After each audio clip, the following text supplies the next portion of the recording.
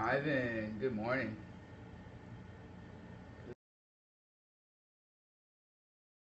There and everything. Yeah.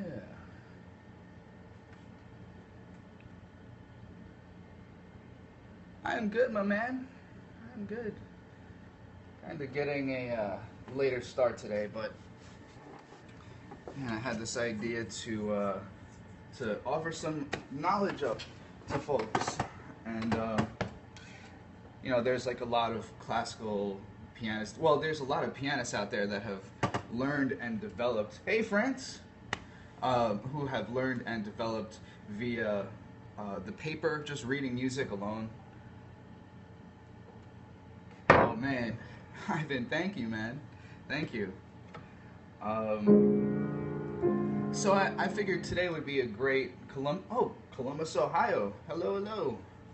Figured that today would be a great day for me to test out my first educational Periscope. So yeah, just a little bit about me. Been playing for 28 years. I have experience production, musical direction, working with vocals, working with vocalists, working in many different genres. So at this point, I have a deep understanding of the building blocks that go into essentially all music. And I want to share that with you guys. So,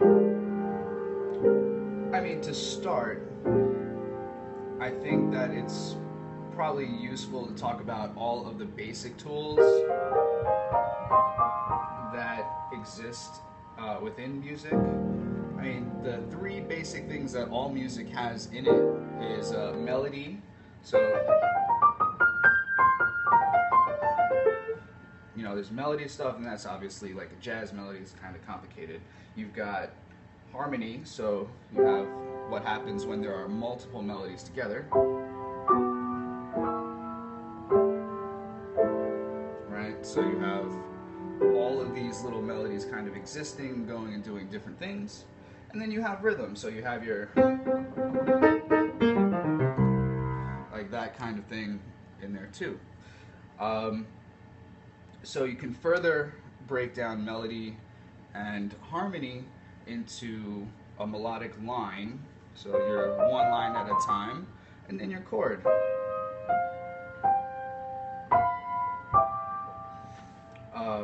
So today, being that I'm really not sure of the level of player that's going to check out this video just yet, and the video is only going to stick around for a day, I'm going to start with something basic. A triad exercise, for instance. We have 4 different types of triads. We've got our major, we've got our minor, we have our augmented, and we have our diminished. How do we make these? Well, for people who know the notes on the keyboard, we've got our A, B, C, D, E, F, G. So I'll start with C, and you can build these triads on any note, essentially. All chords are built with varying amounts of half steps, and half step is the relationship between, yes, we're doing piano stuff, Melina Imp, welcome.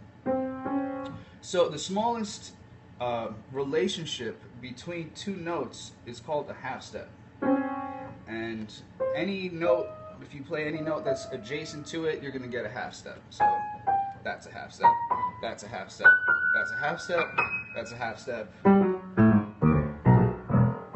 All those are half steps, basically. Welcome, welcome. Thanks for the love, y'all. So intervals are what build everything in music, really, in terms of harmony. And so you have a few different types of triads. You have your major triad here, which you can build in a very simple way. You take your starting note, and then you count up 4 half steps from the bottom note, and then there's your middle note. Count 3 half steps up to your top note. So, right? And you can do that anywhere. So here's, I picked an E flat. Melina Imp, hey, good morning. So here's my 4 half steps, and then here's my 3 half steps above here. Dina, thanks for the shares and welcome. So yeah, we have our major triad that we build with 4 half steps on the bottom, 3 half steps on the top. You can do it anywhere. Now, what if you want a minor triad? You flip the intervals. How you doing? So when I say flip the intervals, I mean instead of 4 half steps on the bottom and 3 on the top, we're doing 3 half steps on the bottom and 4 on the top. Scope producer. All right, so 3 on the bottom would be here, and then 4 on the top would be here. 1, 2, 3, 4. All right, so we had started with a major triad. All right. Oh, and what did I just do right there? I actually took the bottom note in the triad and put it on top. What this does is invert the shape of the triad. And all of these chords have this inversion potential. You can take any triad and take the bottom note, put it on the top, and then you have a new shape. So here's my new shape. You take the bottom note, you put it on the top, you've got a new shape.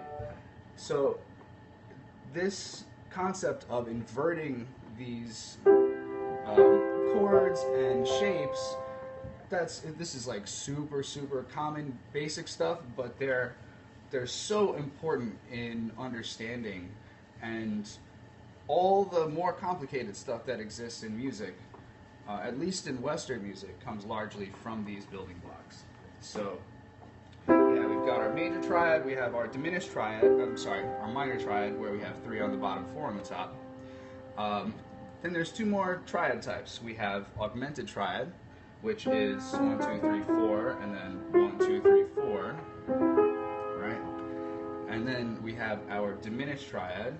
Hey Chris, how you doing, man? And then we have our diminished triad, which is 3 and 3. So 1, 2, 3, and then 1, 2, 3. And then the same as the others, you can take the bottom note, put it on the top. Take the bottom note, put it on the top. You have inversions for days. You can go all the way up and down the piano with this stuff. So now let's take it a step further. You have these triads. Hey man, good morning, or afternoon, or I'm not exactly sure where you're at, so I don't know what to say. So let's say I take something a little more. Oh, thank you, man. Thank you. I'm trying to teach and give it to others, so definitely check. Oh, nice. Excellent. So, yeah, let's see, it's, what, 11 over here, or 10? So it's like the afternoon over there. Very cool. Oh man, we've got some coding language here for hello. So hello, Mr. Code with the 0s and 1s. We're talking about triads. We have 4 different types. We have our major, 4 on the bottom, 3 on the top, 15, 30. Oh, okay. So it's the afternoon. Good afternoon. We have the minor triad. We have augmented triads. We have diminished triads. So, how would one go about practicing this? You would first build your triad. So I'll say, let's say F major. So here's my triad. Now to actually get more familiar with it, you identify the interval relationship on the bottom, you identify the interval relationship on the top. You got 4 on the bottom, 3 on the top. This is called a root position triad. This is the beginning starting position. And then when you invert it, when you add, when you take the bottom note and put it on the top, you're actually going from root position, this first one, to first inversion, to second inversion. And then because this chord only has 3 notes in it, if you were to do it after the second inversion, you'd wind up back at root position. So a good way to practice this stuff is you pick a triad type like this. You have your intervals. Oh, cool, man. Cool. Well, if you check back and you actually have a piano and you're able to sit down with this stuff, you could probably learn something. At least I hope. So we've got our major triads here. And a really good way to practice is just to go around the inversions, right? And you can, once you've gone up and down with one chord, you change over, and you can either go up chromatically to your next chord, or you can go up some other interval. Something I like to do is to go up in the interval of perfect fourth. So here's my first one, my C. So which one I will go to next? I will go to F next. So I have 4 on the bottom, 3 on the top. And you just work that. You just keep going around the circle, right? And you're working in all these different inversions here. I don't expect this to happen as quickly for everybody, and this is largely for a demonstration.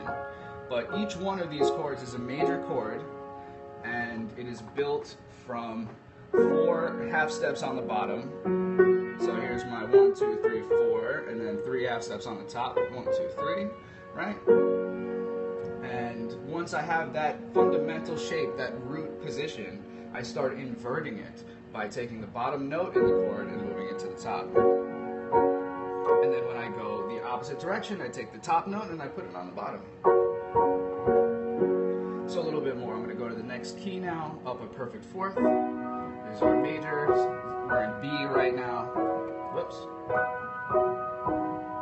Right, now we've got E. Here's our A. And then D. And then G. And we're back to C, which was where we started. So there's 4 of these types of triads, and yeah, it seems like simple building blocks, but music is almost like Legos. You need to have the different shapes around to be able to use them to make the desired object or desired thing that you're looking to do. So for instance, we can take our major triad here, you put different notes in it down in the left hand, and all of a sudden, you have a whole other sound. You get a 4-note chord. Here's another one. Different note on the bottom, same triad on the top. All of a sudden, you're getting way more color. Here's another one. Root position on the top. Here, I'll use an inversion. And doing my little inversion thing there. It's pretty neat stuff. Let's take a minor triad and see what happens if we put different notes in the bottom over that aren't even in the chord. So here's our C minor. Got some very common sounds in popular music and even in some earlier 20th century classical music. Thank you for the love. You're awesome. I think you're getting it. I think you're getting it. Alright, so here we have another major triad here, different root on the bottom. Alright, you have a sound like that, you can do stuff like this. All these different roots on the bottom just make this triad sound in a whole other way that it didn't sound before. And it gets really, really deep. So in the jazz world, you can take these triads and do some other thing. All of a sudden that C major triad sounds ridiculous because it's on the top of like some other stuff. And it's also really good for all the producers out there. If you know all of your triads, if you know all of your inversions, oh man, that's a really great idea. That's a great idea. And I might try and figure out how to do that when I finish this this scope. I'm not sure that there's a way just yet. Well, actually there is a way. I can just save it from my camera and upload it that way. I think I'm going to do that actually.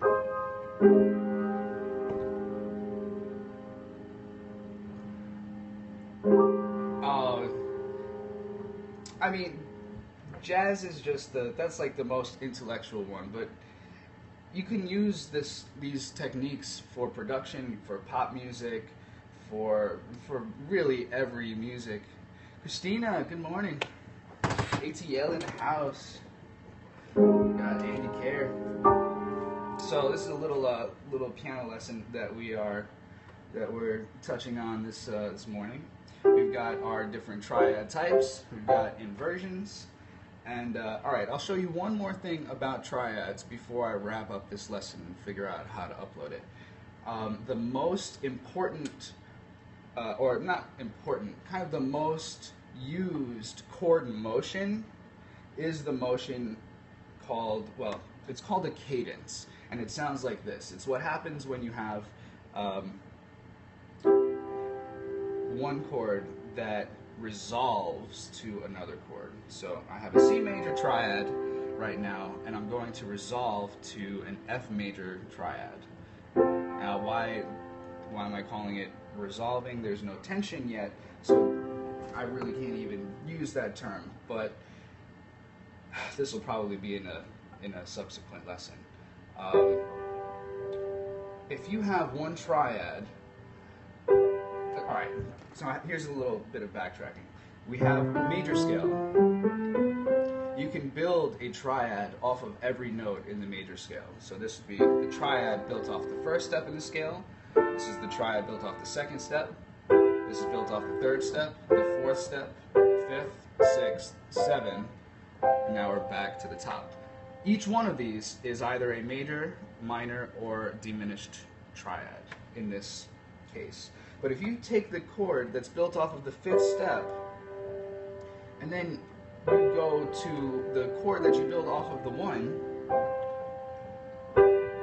you have a very, very common sound in harmony. And this can go back to like classical roots, so you have back in the super like Baroque era, that early time, it was this kind of motion that essentially just ruled the day, and that hasn't changed that much. It's just been like disguised a lot by time and a whole bunch of other music. So what was that I just did? I went from the G major up to the C major. Now, it's not exactly efficient to go this far when playing one chord to another, because if you have to play it really fast, you're going to jump around too much, and it's going to increase the chance that you're not going to be able to actually execute it correctly. So what we tend to do as pianists, once we have our inversions of our triads down, is we try and find the path of least resistance. We try and find the quickest way to get from this G chord here to this C chord without jumping. And the way to do that is to find the inversion of the chord that you're going to that you don't have to jump for. So in this case, I have a G major chord in root position going to a C major chord, and that C major chord is in second inversion. And if you observe, I'll move this over so that you can see. So we've got right here, here's our G going up to C. Now, again, that's a big jump to go from one to the other. Or I could just move two notes and I'm at a similar sound. And I think that this is way more efficient, and it actually sounds tastier. It sounds better. So there's a few different ways to do this. This is called a cadence. So here's another inversion of that G. Let's see if I can get the camera to the right place. Right, so here's my G going to my C. So I started with an inversion of the G, and now I'm going to C in root position. Right, and there's one more of these. We have our second inversion of G now, and that can resolve to, oh cool, Dina. All right, thank you. Have a great day too, and I will check in. I'm gonna tweet you. And I've been checking out your YouTube videos also. All right, so here we have our second inversion of G going to first inversion of C. So I generally tend to make this into an exercise, in fact. Now this is after, of course, you get your inversions super nice. Yes. The exercise goes like this.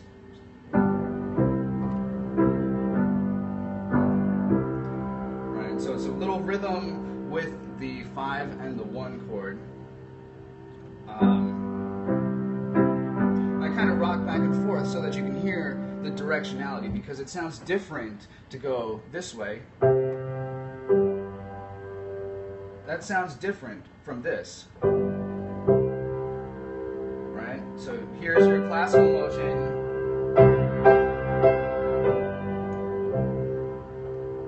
And then to go in the other direction would sound like this. Right? Almost a little more pop commercial, you know, you go.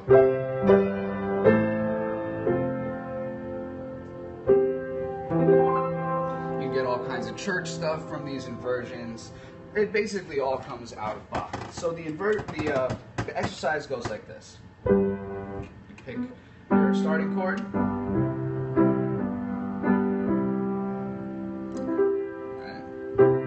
And once you finish doing that rocking and back and forth with the inversion, you go up a fourth. Alright, switch the inversion, go up a fourth. Switch the inversion, up a fourth.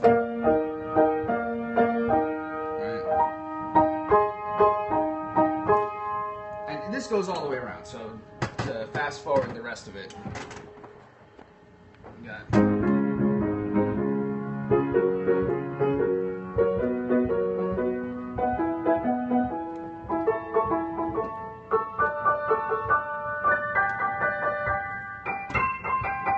so there's like 3 of those just from going from like a major 5 chord to a 1 chord. Now if you were able to catch it by ear, fantastic, fantastic. I would write this. Maybe I'll write it down and post it on another Periscope. So anyways, we have our cadences. Now we have a 5 to 1 here, or a 1 to 5, and what can you do with this?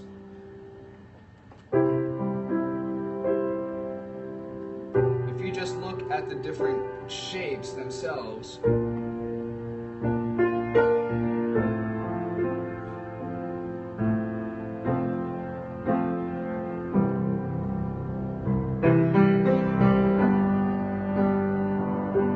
so I'm literally just using these major triads and cadences, and I'm actually getting some interesting sounds using all of these shapes.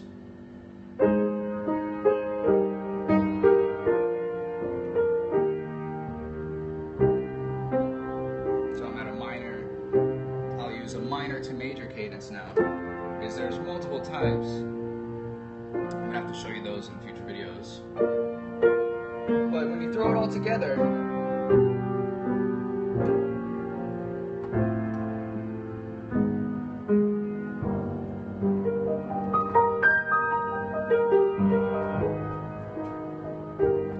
and if you're a producer, if you are out there and you make beats, man, this stuff is like, this is the bread and butter of it, to be totally honest, because you can take these triads, plug it into the keyboard with a string sound, with a horn sound, with a synthesizer, and all of a sudden you have tools that you can apply to the entire palette of musical expression. So it's really, really powerful stuff. So one more time, when you take your cadences, this exercise, right, switch the inversion. Take these when you know them independently of themselves.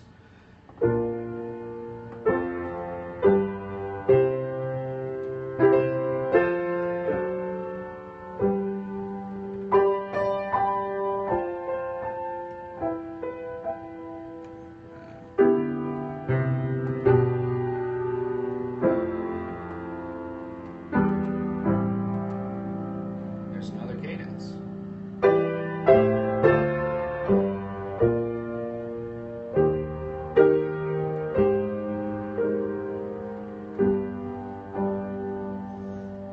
This is all for demonstration purposes, so it's not intended to sound like the prettiest thing, but just to get the point across that cadences are powerful Everybody uses them. Here, I'll even show you a few song examples.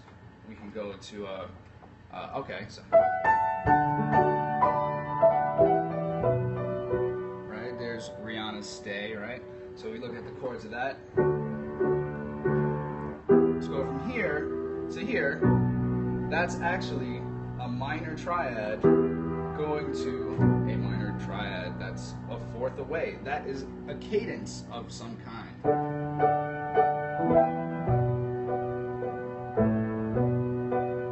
Right? Let's pick there's another song. I just learned this in a video a couple days ago. It's Ellie Goulding. Here's the cadence. So just to go from here to go from right there. Right? This is like scaling chord motion in the left hand. Now here, there's a little chord to get back. That was a cadence.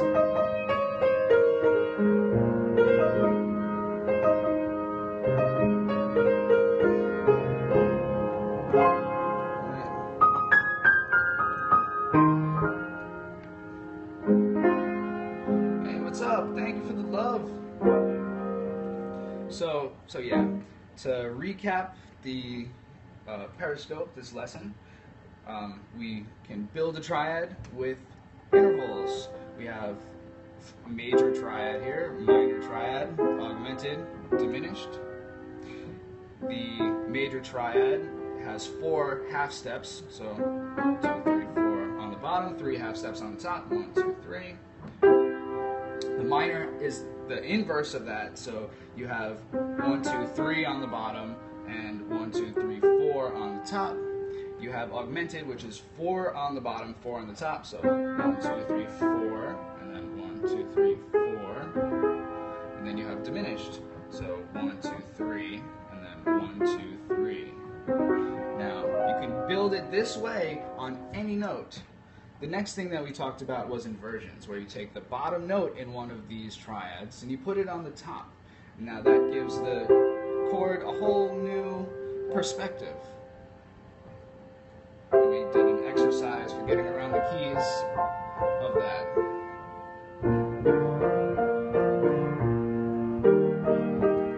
Now both hands should be able to do it. It might sound redundant, but again, if you're sitting at the computer, if you're producing something, maybe your right hand is doing something like with a piece of paper somewhere, or maybe it's on an MPC and you need like the left hand to play the chord.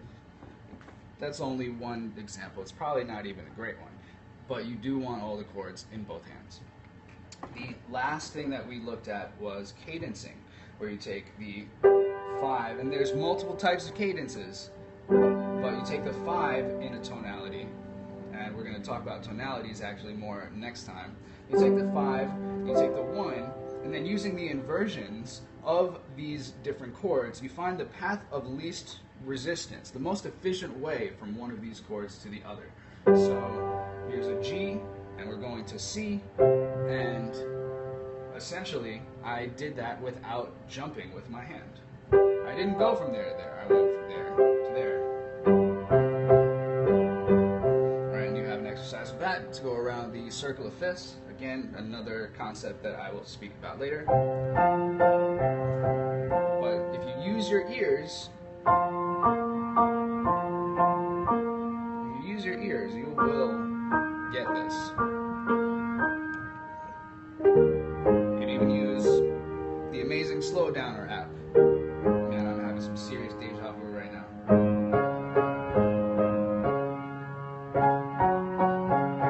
So that's just with major triads. You can do that with minor triads too.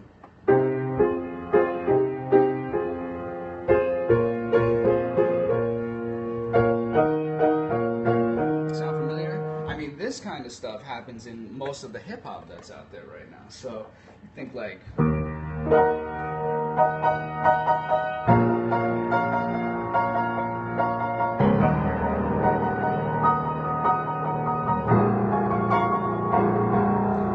That's like one for the minor to minor cadence, you have other stuff too. You can do.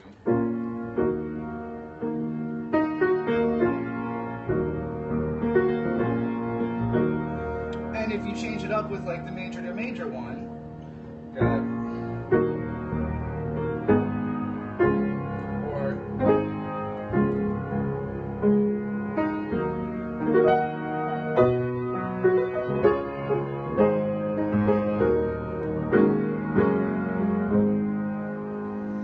Between these cadences and a couple more of these cadence exercises, you pretty much would have all the tools that you need to accompany harmonically a vocal, or to get ideas for a track. So yeah, that's pretty much it. And I will try and post this on YouTube for everybody. I'm going to wrap up now, probably do some more warming up for myself. And then I'm giving a lesson today, I have a show tonight. Thank you guys all for tuning in. Thank you for the love too, much appreciated. Ciao.